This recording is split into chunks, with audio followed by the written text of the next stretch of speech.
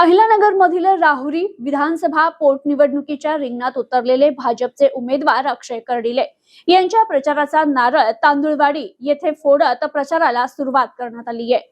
अहिल्यानगर मधील राहुरी विधानसभा पोटनिवडणुकीच्या रणधुमाळीला जोरदार सुरुवात झाली असून भारतीय जनता पार्टी महायुतीचे उमेदवार अक्षय कर्डिले यांच्या प्रचाराचा पूर्व भागातून भव्य श्री गणेशा करण्यात आलाय। येत्या 23 तारखेला होणाऱ्या पोटनिवडणुकीच्या पार्श्वभूमीवर वातावरण तापू लागले। तांदुळवाडी येथे विधिवत नारळ फोडून प्रचाराची सुरुवात करत अक्षय कर्डिले समर्थकांनी विजयाचा नारा दिला। गावागावात कॉर्नर सभांचा धडाका सुरू झाला असून मतदारांशी थेट संवाद साधत प्रचाराला वेग देण्यात येतोय। शनिवारी सकाळी वाघाचा आखाडा येथून प्रचार मोहिमेचा शुभारंभ करण्यात आला। त्यानंतर तांदुळवाडीत झालेल्या कार्यक्रमात कार्यकर्त्यांचा उत्साह ओसंडून वाहत होता। यावेळी भाजप पदाधिकारी कार्यकर्ते यांच्यासह महायुतीचे पदाधिकारी कार्यकर्ते देखील यावेळी मोठ्या संख्येने उपस्थित होते। तर पहिल्याच दिवशी प्रचाराने घेतलेली आक्रमक सुरुवात पाहता राहुरीच्या राजकीय मैदानात आता खऱ्या अर्थानं विजयाच्या दिशेने वाटचाल दिसून येत असल्याचं स्पष्ट झालंय, असं मत नागरिकांनी व्यक्त केलं।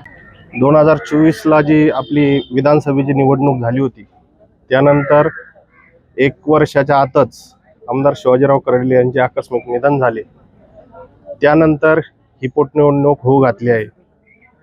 अक्षयदादांच्या आधी जे आपले कर्डिले साहेब होते त्यांचं अगदी तळागाळातलं आणि गोरगरिबांचं असं त्यासाठी असं काम होतं। त्याच कामाचा वसा आणि वारसा पुढे नेण्याचं काम अक्षयदादा कर्डिले साहेब हे निश्चितच 100 नाही 1000% करण्याचा ते प्रयत्न करतील। आणि जी कामाची खुबी आणि जी धमक आहे ती अक्षयदादांमध्ये निश्चितच आहे। त्यामुळे आमच्या गावाला नव्हे तर पूर्ण मतदारसंघातील जनतेला, गोरगरिबांना जो पीडित आहे अशा लोकांना 100% अशी खात्री आहे की अक्षयदादांकडे कुठलंही काम घेऊन जा, ते निश्चितच 1000% काम होईल याची गॅरंटी या मतदारसंघातील लोकांना आहे। आपल्या गावातील मतदार 100% अक्षयदादांच्या पाठीमागे राहतील, 1001%। ही ग्वाही आम्ही पूर्ण आमच्या तांदवाडीतील गावातील सुज्ञ नागरिक, गोर गरीब, माता भगिनी यांच्या आणि युवक मित्र यांच्या जोरावर मी असं पूर्ण ग्वाही देतो की 1001% पूर्ण गावातील जे नागरिक आहेत ते अक्षयदादा कर्डिले यांच्या सोबत आहेत आणि भविष्यातही राहतील। अक्षयदादा आज आले, पण आमचं असं म्हणणं अक्षयदादा आज आमच्या गावात आमदार म्हणून चाललेत, कारण फक्त औपचारिकता बाकी त्यांची विजयाची।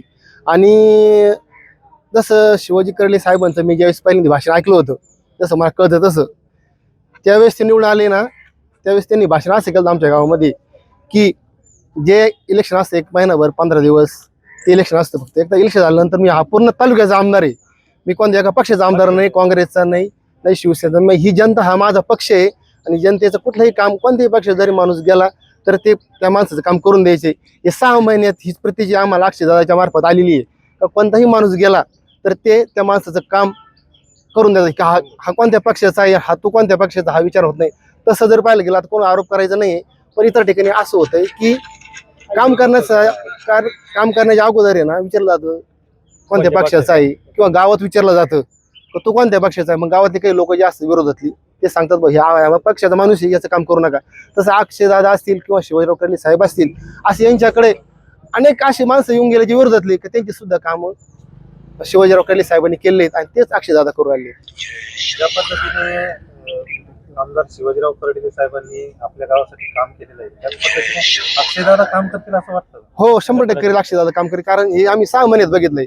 आमची DP 200चा ट्रान्सफॉर्मर हात जळाला होता, तर खूप प्रयत्न करून ते मिळत नव्हतं। आम्ही वांबोरे आमचे मित्र म्हणजे आपले कर्डिले साहेब एकदम जवळचे विनीची धसाळ असतील यांच्या मार्फत आम्ही त्यांना घेऊन कर्डिले साहेब अक्षयदादाला भेटलो होतो।